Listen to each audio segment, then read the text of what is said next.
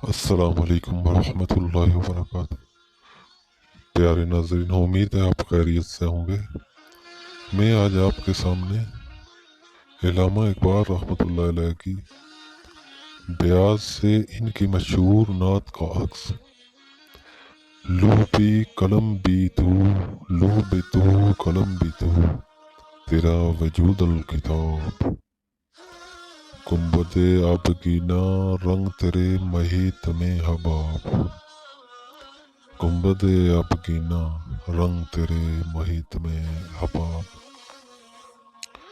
دوستو، اس کی تشریح کچھ یوں ہے: اے میرے محبوب صلی اللہ علیہ وسلم، آپ سب کچھ ہیں، یعنی سب کچھ آپ ہی کے وجود محسود کی بدولت عالم وجود میں آیا۔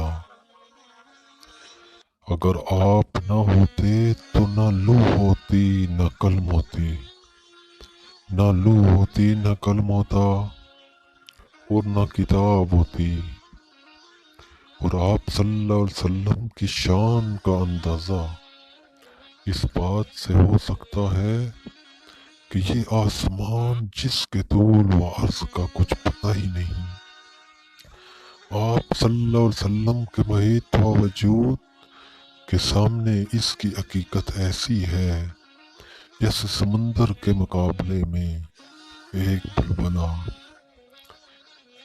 دوسری جگہ ہے، دوسرا شعر ہے: عالم و آب و خاک میں تیرے ظہور سے فروغ، عالم آب و خاک میں تیرے ظہور سے فروغ، ذرا ریگ کو دیا تو نے طلوع آفتاب۔